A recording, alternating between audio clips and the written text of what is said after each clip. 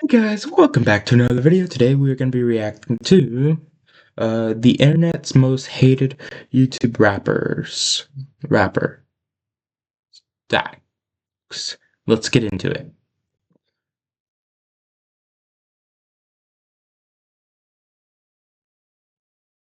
Dax is a rapper who came into the YouTube rap scene at the perfect time. Mumble rap was coming out, and in retaliation, many people flocked to the self-proclaimed lyrical rappers that lived on YouTube. However, that style quickly became very corny, as many music listeners embraced the mumble rappers coming out at the time. The lyrical rappers on YouTube began dying out quickly, but somehow Dax was able to double down on this style, and despite many people thinking it was very corny, he was able to turn that around into a successful career. And this is how he did it. Also, if you like music, make sure to subscribe. I'm going to be posting a video every Sunday at 12 p.m. CST, so feel free to stick around. So I would use different tactics in order to prepare myself for the next jump, the next move, all that stuff.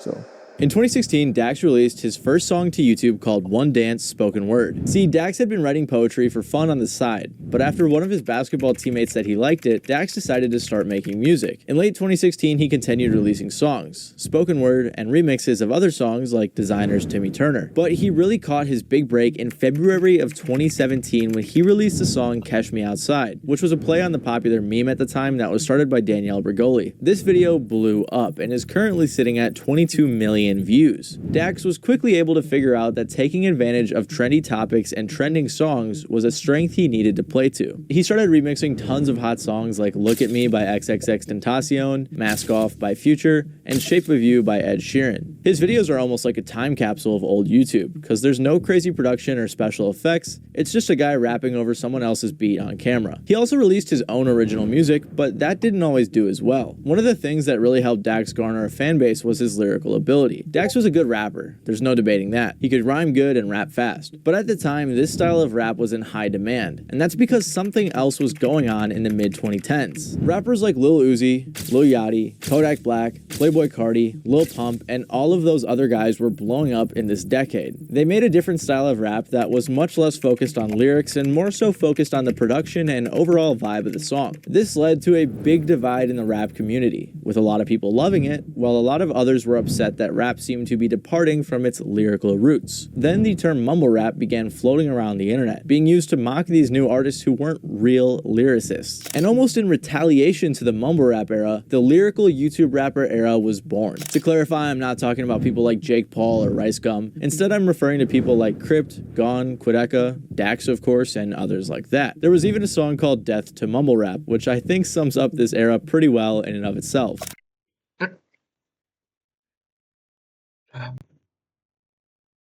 That's the video.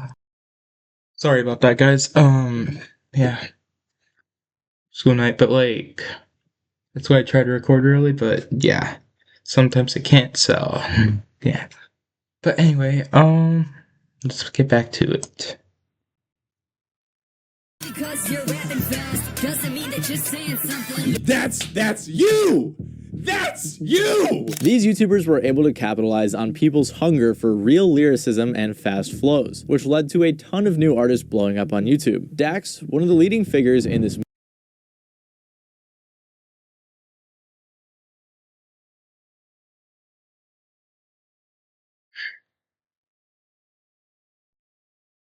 Sorry about that, guys.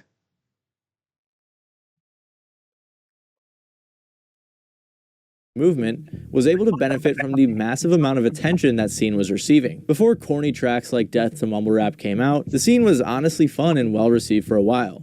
And right in the middle of it was Dax. He continued releasing music consistently, growing his fan base. He was working with artists like OT Genesis, Futuristic, and Hobson when releasing his original music, and also continued releasing his remixes. Dax was able to use the YouTube algorithm and trends to his advantage to blow up. or I can do what I gotta do to gain an audience, and once they come to my shit, they'll see that, oh man, this motherfucker is actually talented. So I'm like, hey, this YouTube route is good. I don't want to be a YouTuber, but I can use my skills to make songs and diss tracks on some of these guys to where the songs still sound like actual songs, but they're diss tracks at the same time. After posting something like a remix or a diss track, he would follow up with his own original music, hoping to get the attention of followers who were into the more trendy stuff. Put out a diss track, I'd throw one of my own songs in there.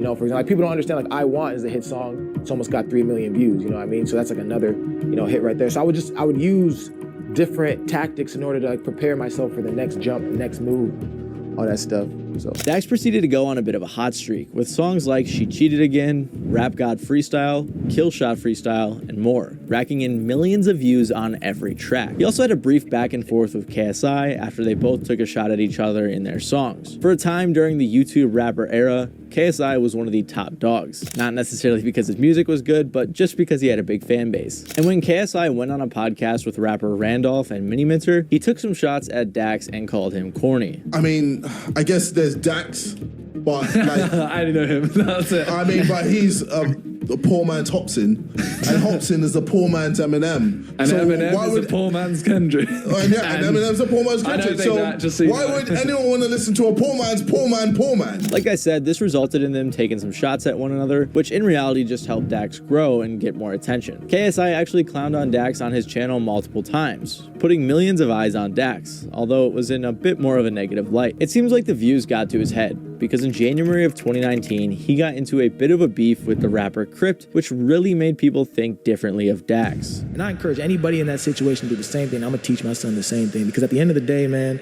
social media is convincing too many people to act tough when they don't need to. In January of 2019, the song Four Horsemen with Crypt, Dax, Quideka, and Screw was released. The song has over 4 million views on YouTube and was super popular among fans. But behind the scenes, Dax was acting like he was too good for everyone else on the song. He even sneak dissed them in the song saying, 3 people on a song with a goat, acting like everyone else was beneath him. It was clear that Dax was becoming full of himself. About a month later, Crypt revealed how Dax was kind of being lazy with his verse and talking behind his back about how whack the song was. It's like, why aren't you sharing this song? And the thing that irritates me the most is that he said he didn't like the song or believe in it at all. Even though like, he's telling me in messages.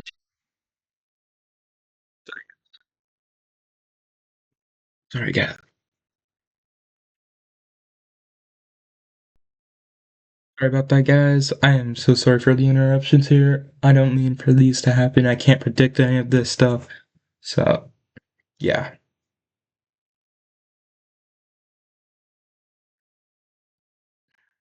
Is that it's fire and that it's legendary. He's excited for the video to drop. Send me the song so I can put it in my drive. But then behind my back saying that he doesn't like the song at all, doesn't believe in it, the video and audio is not up to quality and all this other shit. It's like, bro, if you don't like the fucking song, tell me. I'm a man, okay? I am a fucking man. Tell me. This situation really changed people's perspective on Dax. People began to pick up on the lines in his songs that made him seem cocky. Like when he said, I promise I'm gonna be one of the biggest in about a year. I promise I'll win a Grammy. I promise I'll win an Oscar. After becoming one of the largest people in the YouTube rapper scene, he thought he was better than everyone. The lyrical side of the YouTube rapper era culminated, in my opinion, in the YouTube ciphers that were put together by Crypt. These ciphers featured Crypt alongside many other popular YouTube rappers like Randolph, Screw, Mac Lethal, Quideka, and many more. Even Dante was on one of the tracks back when he was putting out music. And one person that was consistently mentioned in the second one was Dax, dissed by pretty much everyone in the cypher. His reputation had been severely damaged after he switched up on his collaborators and was acting like he was way too good to work with them. He had the whole community against him for a period of time. The YouTube rap scene was small though,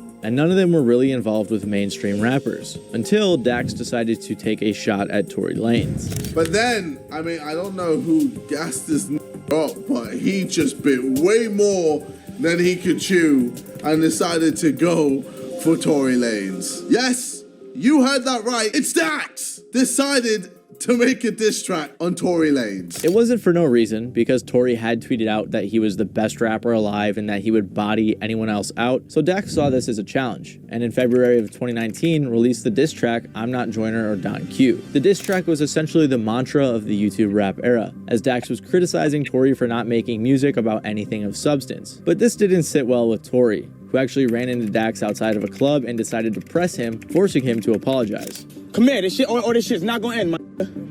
Or this shit's not gonna end. Apologize, bro. Apologize, bro. Or you know what's going on. Apologize, my. Apologize. I got you, bro. Apologize.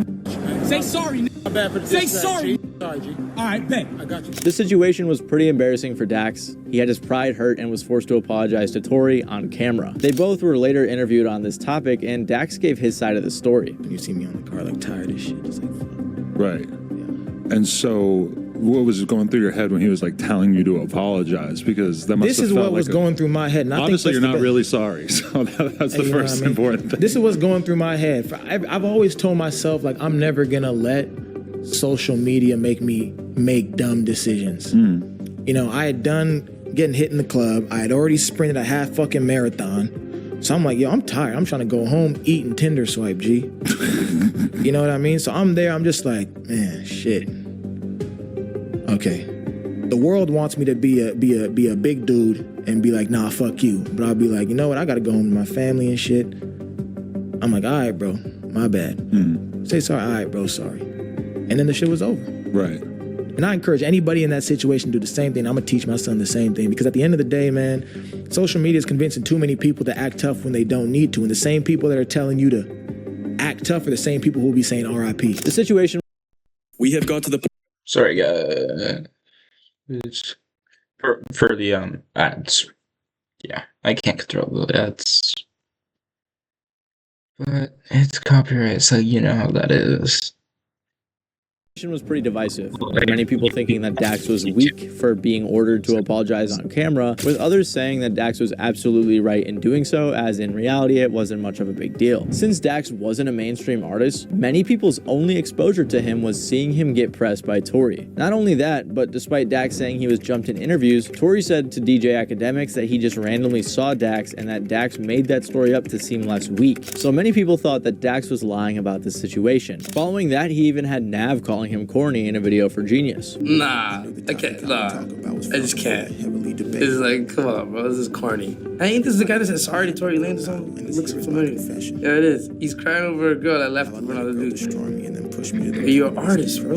By this point, Dax was a huge artist, but he was also known as a prideful, corny, egotistical rapper. But it wasn't over, as 2019 would be a very rough year for Dax's image. In March of 2019, the YouTuber Progress released a video called Dax Stole a Lil Peep Verse and More. In the video, he explained how Dax's song Not Tonight featuring Lil Peep was actually stolen from the guy who owned the rights to it. Basically, Dax was trying to get a feature on the song with the guy who owned the rights to it, but said he needed the track with the open to get it cleared by his management. Then he turned around, had the beat remade, changed some stuff around, and posted it as if it was his song featuring Lil Peep, using his death to try to get some extra attention to his channel. He even posted a music video with stolen clips from other Peep videos. Shortly after releasing it though, it was deleted, likely because of copyright or hate, and it was somewhat forgotten about until Progress covered it on his channel. As Blaine told me directly, and other screenshots out there from others involved show, Dax begged to be on the song. And this was because he originally had declined because he didn't think Peep mattered at all, but after realizing that he tried to take advantage of it. He even used the "I could have been the biggest thing they worked with" line on them, just like he did to Dario. Dax also then says that it's somehow bullshit that they told him either he does things properly or they want their 6K for the Lil Peep verse. I don't see how that's bullshit. It's kinda just how things work, Dax. On top of that, in this video, Dax was caught scamming his fans after promising a feature and then not delivering.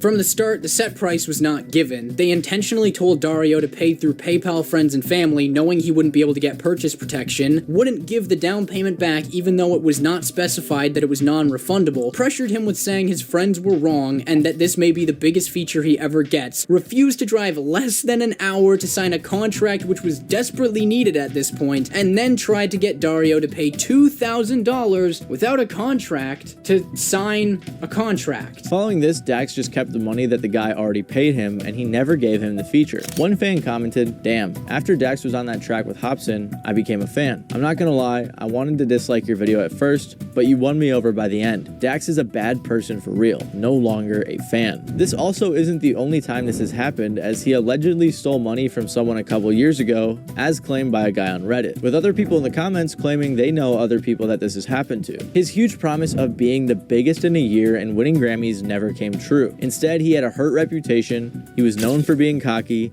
he got clowned by Tory Lanez, got clowned on by Nav, got exposed for scamming and stealing a Lil Peep verse, and caught doing a bunch more bad stuff. So after this, Dax had to figure out how to recover. You're insane. You're in pain. I can tell by what you're saying, but Ironically enough, I think the song Death to Mumble Rap actually marked the death of the YouTube rap era. Everyone on that song and many artists in that community slowly began declining and people's interest in that scene began waning. But somehow, Dax remained popular. He had a strong core fan base consistently helping him pull in over 1 million views per video. And he even had huge songs like Dear God. He released the EP I'll Say It For You and got some decent streams. But outside of his fan base, he had just as much hate as he had love. Logic is another artist with a similar situation to Dax, just on a larger scale. Logic has seen immense success in the music industry, more success than 99% of artists will ever see, yet he is constantly mocked on the internet, and Dax seems to be in the same boat. In 2021, Dax released the album Pain Paints Paintings, and it was received very poorly. It featured artists like Tom MacDonald, Lecrae, Yelawolf, Clever, and more. Also, as many of you probably know, Tom MacDonald is disliked and found corny by many rap fans, which didn't help Dax's situation at all. It got decent streams from his fans, but similarly to Logic, the general public was not big on the album. On Rate Your Music, it got a 1.2 out of 5 from 112 ratings, and on Album of the Year, it got a 17 out of 100 from 108 ratings. It had reviews like, as expected, corny and unlikable garbage. Good job, Dax, you clout-chasing numbnut. And I promise this is the worst album I have ever heard. Even the title and cover art for the album are viewed as corny. For example, look at the artistry when Kendrick does an introspective album, with songs like Mirror, and then compare it to how Dax does it. Regardless, that wasn't all that would happen that would tarnish Dax's public image. He continued doing things that many onlookers outside of his fanbase found extremely corny, like in 2022 when he did the open verse challenge for his song Joker. You're insane, you're in pain, I can tell by what you're saying, but...